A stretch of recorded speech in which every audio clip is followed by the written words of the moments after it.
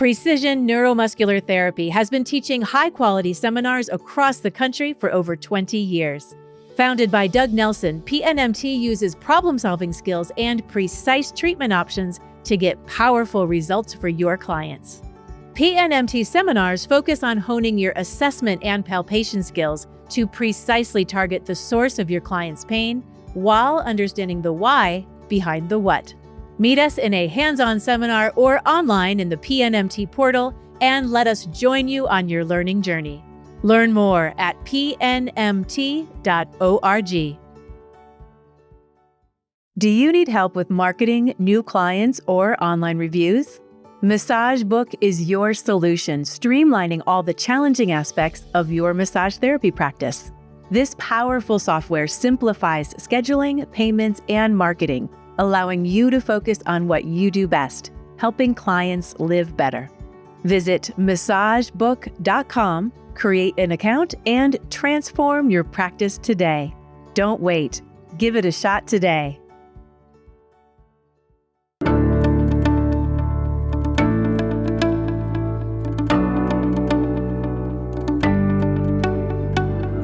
I'm Darren Buford. And I'm Kristin Coverley. And welcome to the ABMP Podcast, a podcast where we speak with the massage and bodywork profession. Our guest today is Chris Curry. Chris is an award-winning massage therapist and instructor practicing in Denver, Colorado. He specializes in therapeutic and medical massage techniques, including myofascial release, neuromuscular therapy, structural integration, and craniosacral therapy.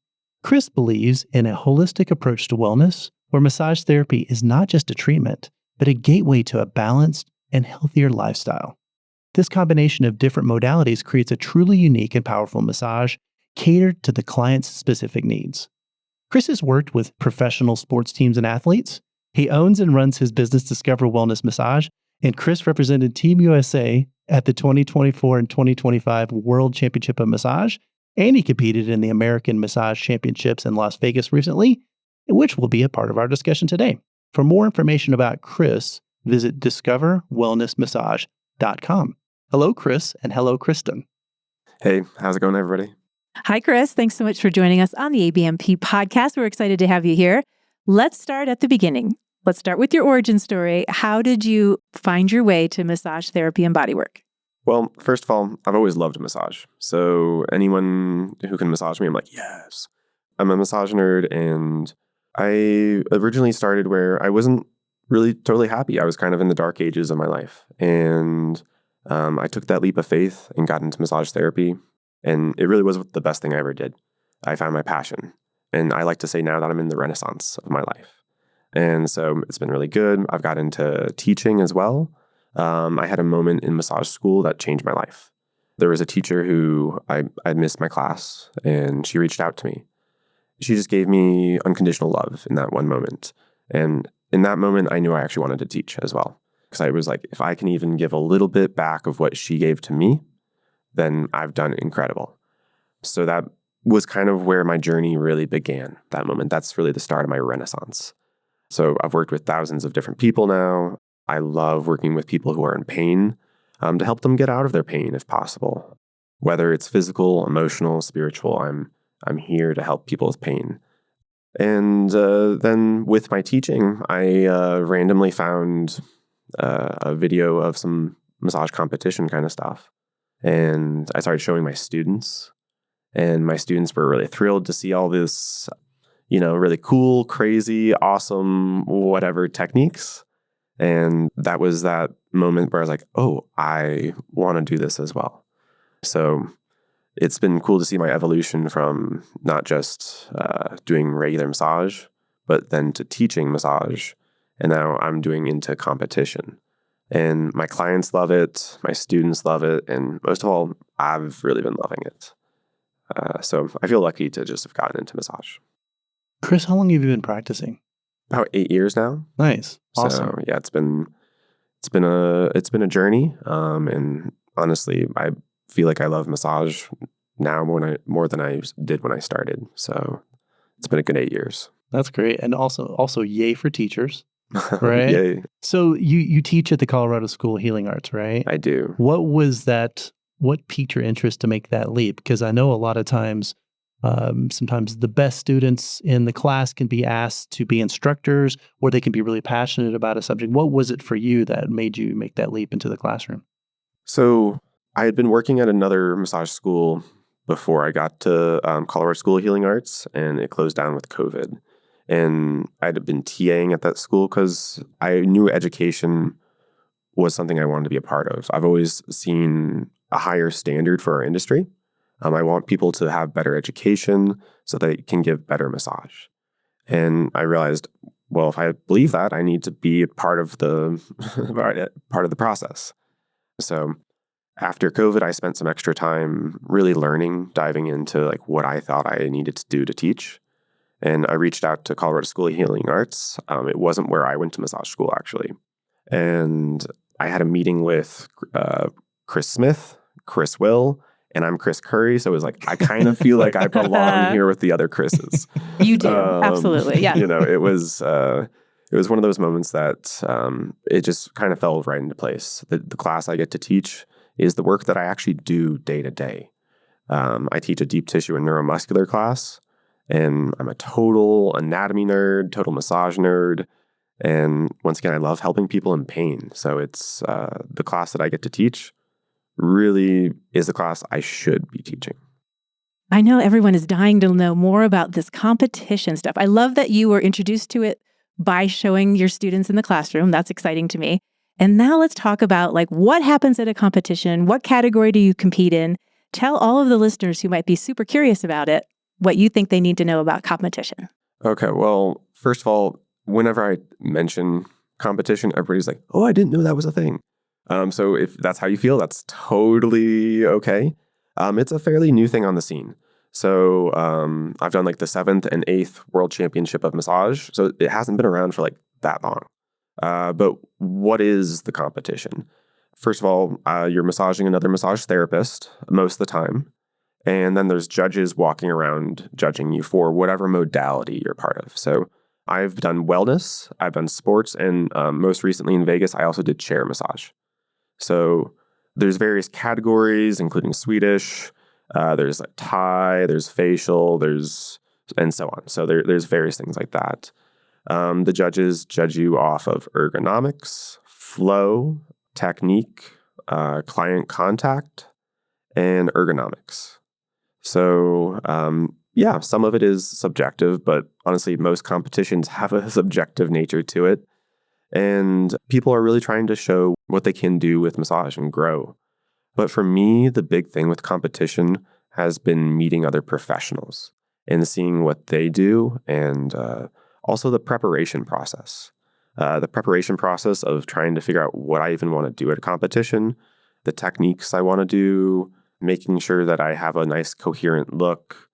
Things like that have really elevated my practice. So for me, before I even got to the competition, I felt like I already won the competition because of that growth within the whole thing. So, but it is kind of nerve-wracking having judges watch you, and then, they're just standing there staring at you while you're doing a massage, which, is a little crazy.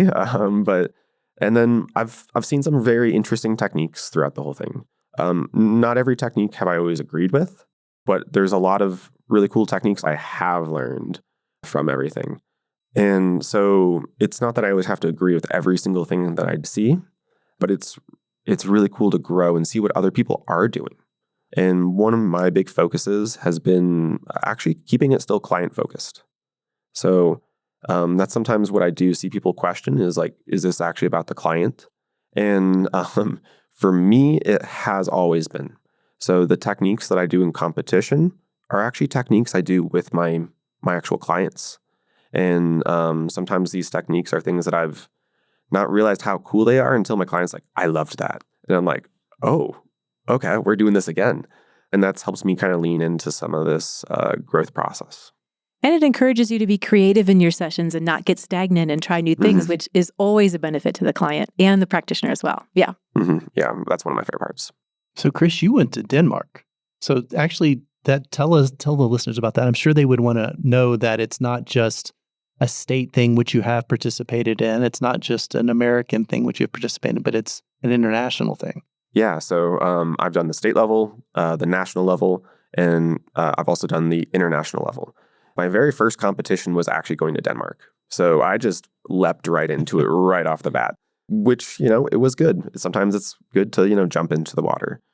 It was crazy because there were a couple hundred therapists there from over 50 different countries. So I think it was like 250 therapists or something. And not everybody spoke English. So the 2 massages I gave, I didn't have a common language with them. So I was trying to use Google Translate right beforehand to like figure out how we could communicate during the massage, which was a fun experience. It was, yeah, sure, a little bit stressful, but I was really happy to push my boundaries. And once again, that was a really cool opportunity for me. It was really fun. I got to see some really cool demos of different massage. I learned a lot of cool techniques, and I've gotten to reconnect with several people that I met in Denmark now recently in Vegas. So it's cool to meet those connections, and a couple of these people have come back, and I didn't realize I would see them again. So I've really enjoyed that. You mentioned you worked on a massage therapist. Did you bring your client or were you assigned a client? I was assigned a client. So Okay. Some of these competitions, you can bring your client. I always want to work on whoever I can, because that's, once again, another opportunity to actually meet someone and network with someone. So I've been lucky to receive a gold medal massage in Denmark. I most recently in Vegas received a bronze medal massage. So it's been really cool to receive the massages as well as give them. I feel like I've learned just as much from the receiving portion. Okay, Chris, I'm sure the listeners want to know a little bit of kind of your takeaway and some tips that they can use to incorporate into their own massages, especially from an award-winning massage therapist. So we're going to call this segment 5 Things to Incorporate into Your Next Massage Session. And you gave us an awesome list, and we're going to read them off. Kristin and I'll go one by one, and then you explain what you mean by that. So your number 1 thing was use both hands strategically. So tell the listeners about that. I don't think you only have to use one hand. I think both hands can be working, whether that's stabilizing, whether that's preparing your flow, whether that's tractioning. I've found that it elevates my practice to be, sinking in with maybe a forearm in one area, and then using a hand to stabilize the joint with the other. So I think that's one of those ways to really elevate the practice. If you want to have really smooth flow, it's super easy to do that when you're using actually both hands. If you have one hand kind of behind your back or one hand who knows where, also, does the client know where your other hand is? And to create a safe environment, I like to not have any surprises for my clients. Absolutely agree with that. Number 2, explore with supported movement. So this is one of my favorite things to do. Is, first of all, I do want to do some active range of motion testing beforehand, so I never hurt a client. But once I've done that in the session, I love to use passive range of motion, especially where I support the joints. It's really good to investigate what moves, what doesn't move. It's also nice to let the client have pain-free movement. That can retrain that nervous system to be like, oh, we can move without pain. So I really enjoy those supported movements. And the more I support people's joints while I move them, the more they can actually relax. So if I don't support the joints, sometimes I find them still holding the joint. And if you want to create that nice seamless flow where it looks like your client's just like melting on the table, supporting their joints as you move them is really great. I used to not want to always move my clients because I was afraid I would bother them during the session. My clients, as long as they're supported as they do it, they hardly even know they're being moved. And that creates a better elevated session where I'm doing better work and I'm working smarter, not harder. And that's something I really try to at least teach my students. Yeah, I think this is Darren. I'm the super client. So the super client has entered the building. So I often say exactly what you said. We're in your hands, and we know that you're the trust. We're trusting you as the expert. So we're giving ourselves over to you. So any kind of what you're talking about, kind of exploring, but also like that support, we kind of get that. And I appreciate when a massage therapist communicates that to me, but I understand when they don't, because sometimes we're creating an atmosphere or an environment. And I think coming from the practitioner side of our Darren KC duo, is that I think movement during a session also reminds the client in a somatic way that they're a 3D being and not just like, we're working on the anterior surface of the arm and now we're working on the posterior surface of the leg. Like, it reminds them like, no, we are meant to move and flow and be. Yeah? Mm-hmm. Yeah, totally. I totally agree with you guys. Moving with that way of being is just, it's really important for clients. Okay, number 3 on Chris Curry's list is new positions, new possibilities. Tell us about that. Well, so I've obviously been talking about moving the body and things like that. And this is the same idea, is if I put your arm into a slightly different position, I have different access to different muscles. So it's fun to find new areas for clients that work the area they specifically need.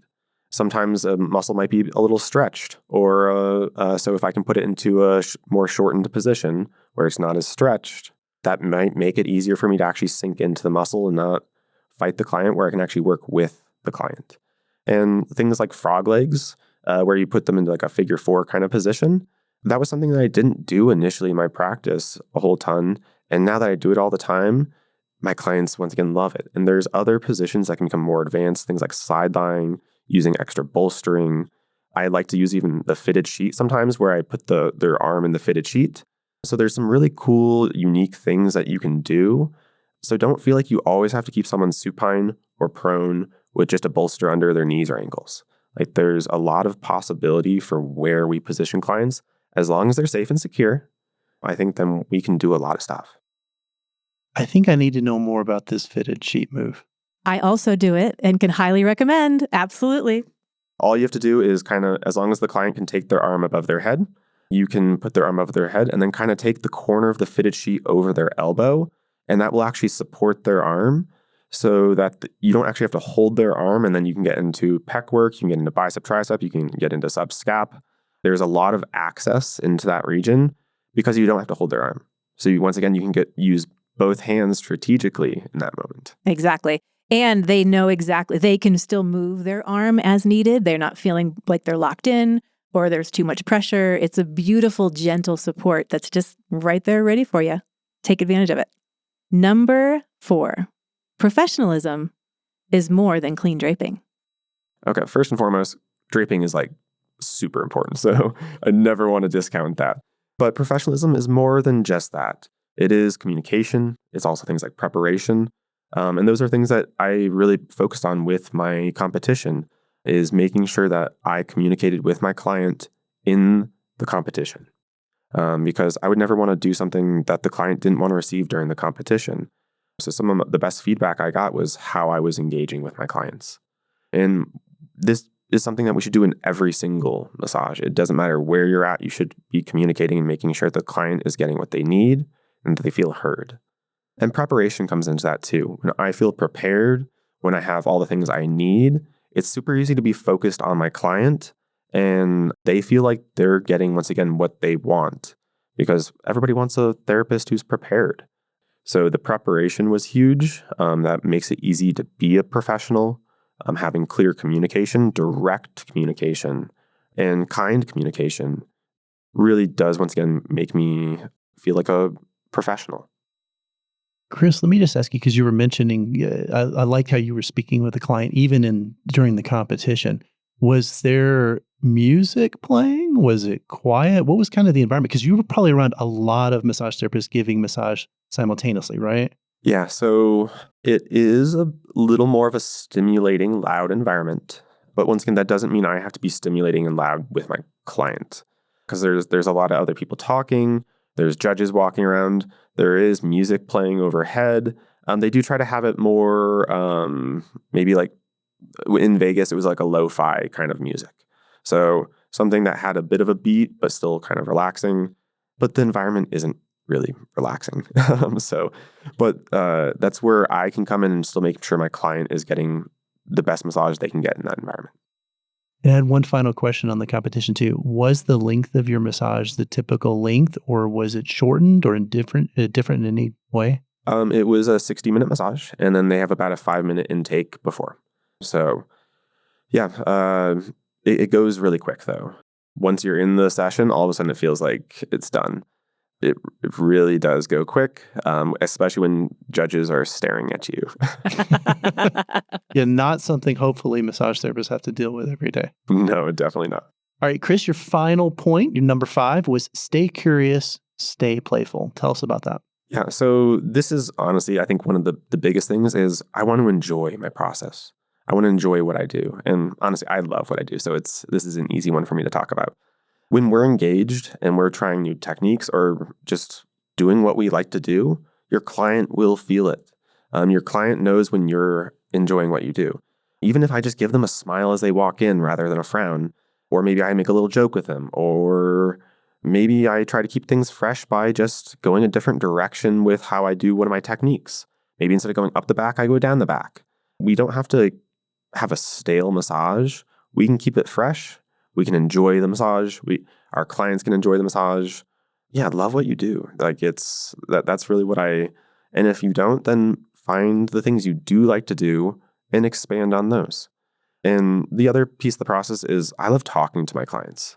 That's something I really enjoy with the process. I love educating them. So yeah, stay curious. I think explore what you do and definitely educate. Chris, this is awesome. Thank you so much. I know our listeners are going to love everything you've talked about with regards to competing, but also your journey as well and just your tips. Those are just perfect takeaways for everybody. So I want to thank our guest today, Chris Curry. For more information about the good work that he's doing, visit discoverwellnessmassage.com. Thanks, Chris, and thanks, Kristin. Thanks, everybody. I really enjoyed this. Chris, thank you so much for being with us and sharing your story, but also sharing those tips, those really heartfelt tips that you've learned on your journey through all the different aspects that you do in this profession. Thank you so much.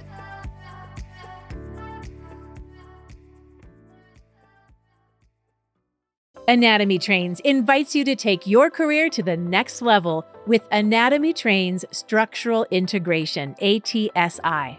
We're kicking off the next training this September in Maine under the guidance of Tom Myers and our expert team. Come map the pattern and shape the change in this transformational 3-part certification program. Visit anatomytrains.com for details.